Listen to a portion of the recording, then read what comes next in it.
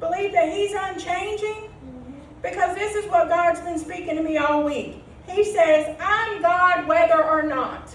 That's right. I'm still the same God whether or not. There's some things going on in everybody's life in here. I know most of it.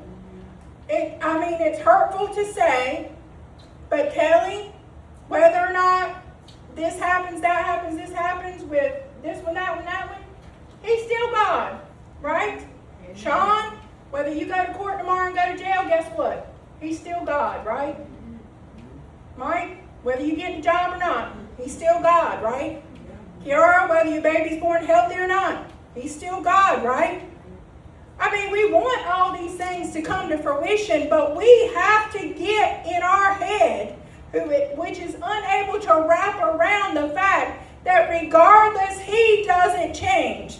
And I can't remember right now where I read this past week, but it said He can't change. Because we're such ignorant people that if He changed every time we asked Him to, what would happen? Oh gosh. It would not be a firm foundation. No. Girl, y'all better be glad I ain't God. Right? Yes. Y'all better be glad. I don't want to deal with you anymore. Right?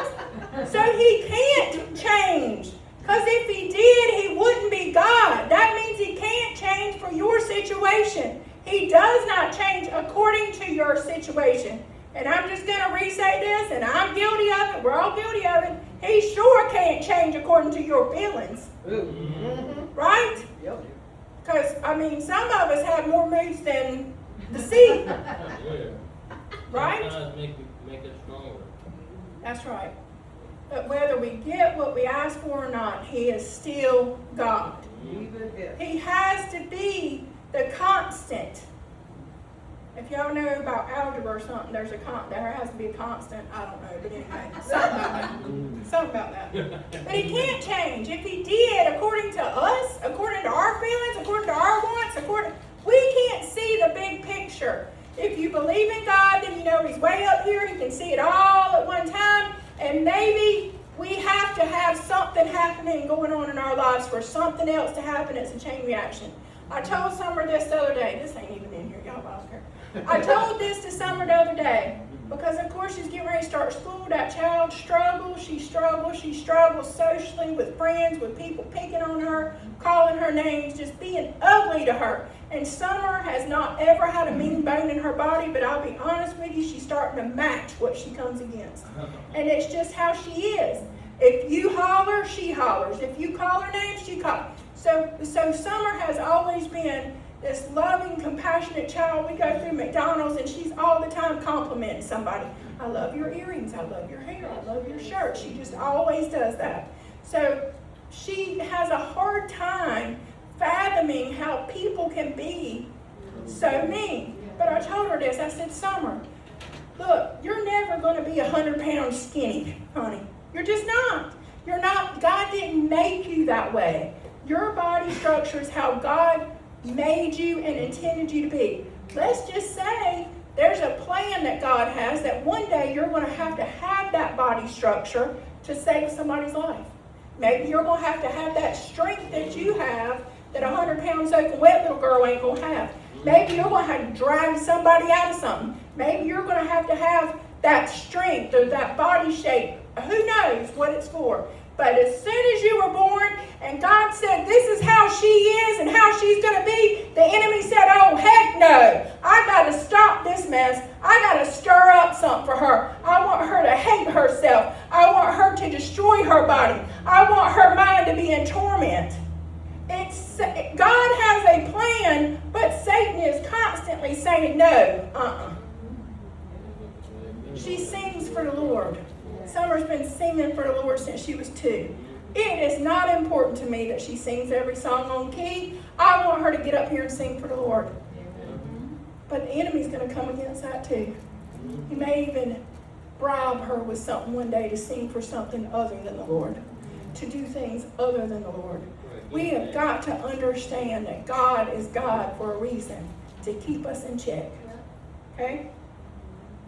But there's always going to be people that are out here looking and saying, quit wasting your time.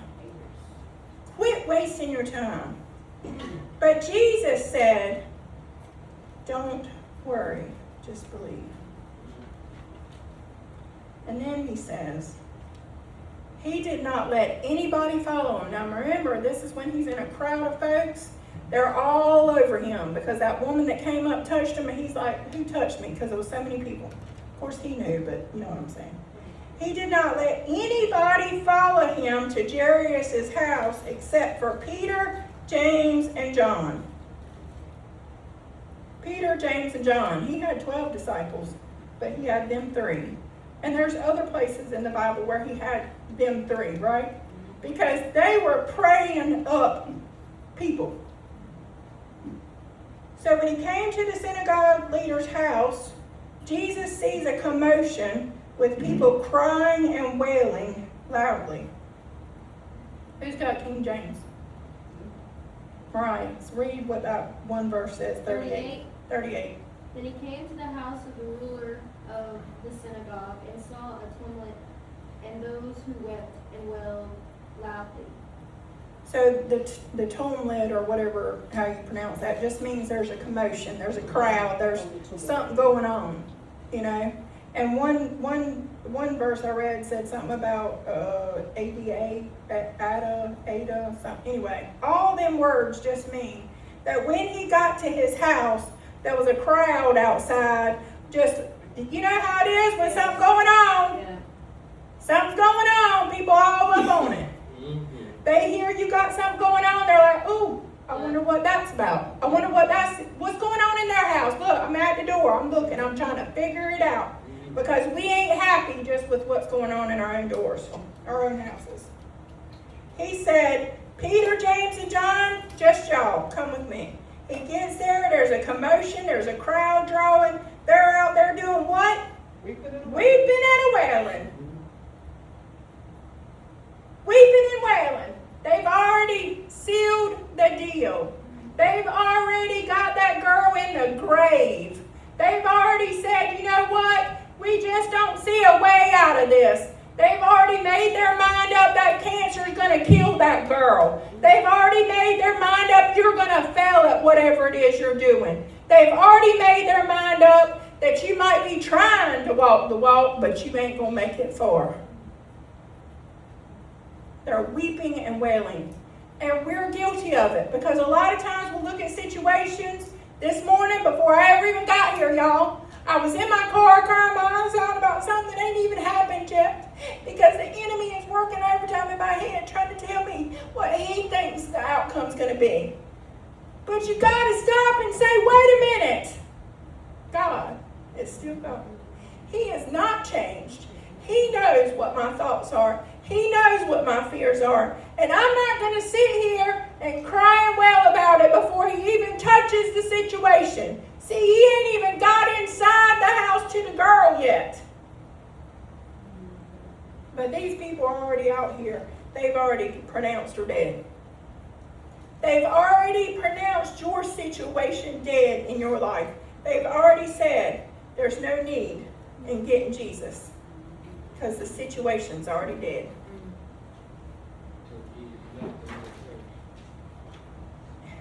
He come in there and he said, why is all this commotion and crying?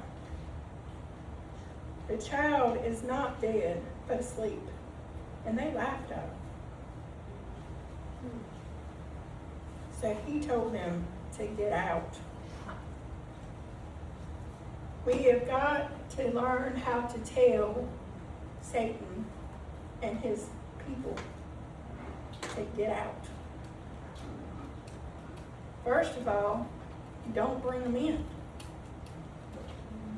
First of all, don't bring them into the situation. Yep. I've told y'all this 100 times. Told y'all this 100 times. You better be careful who you ask to pray for you. Everybody who's praying for you ain't praying for you in the name of Jesus Christ.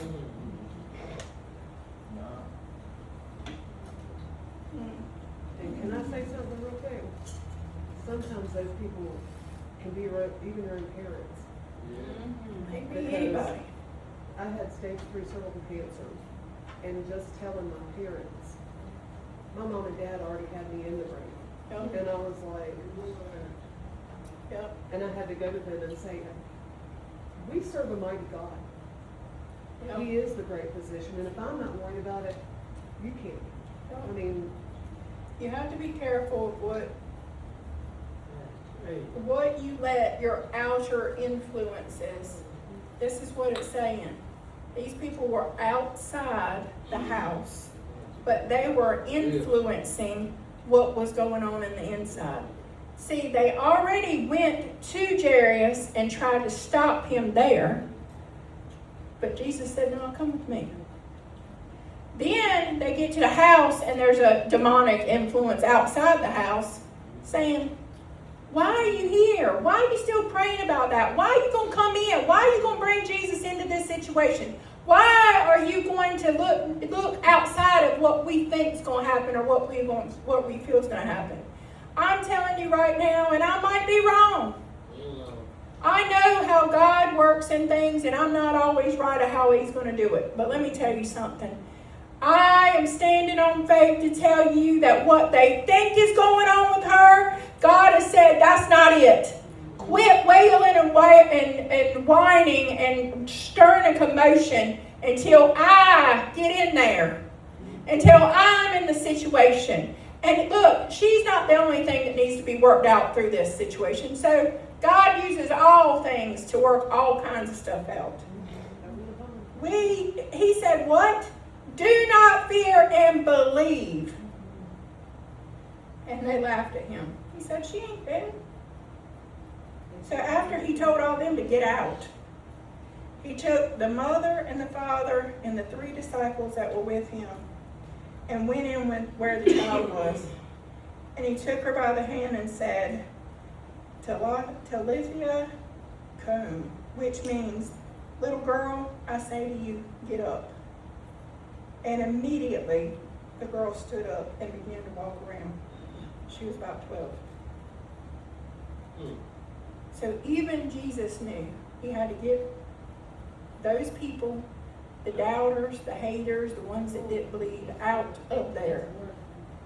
Take the ones Bringing death is speaking death. speaking death, that's right. He took the ones that he knew had the faith to believe into the situation with him, and when he grabbed her hand and said, get up, she got up. It's important who you take with you into your situations. It's important who you ask to come along. It's important that you have the people that dare to stand up and believe in the one that you trust. Not everybody that says, Lord, Lord. Not everybody that says, I believe God can do this and that. They really don't. It's hard for me to believe sometimes when I know who He is. When you let doubt creep in, it's hard sometimes. But that's why it's important who you brought in the situation with you. If somebody comes up here and asks for prayer, that person does not have to have much faith in anything, but the people who's praying for them do. That's where the responsibility lies. So you can sit there and say, well, they don't believe it. Well, do you? You're the one laying hands on them. So, there's our lesson for today. The Lord said, this girl was not dead yet. Your situation ain't dead yet. It don't matter what it looks like. It don't matter what nobody's telling you. It don't matter who all the naysayers are. It don't matter who the people are that's saying, don't worry Jesus with this. Don't even talk to God no more. It's a done deal. Quit praying about that. He said, have no fear. Believe in me.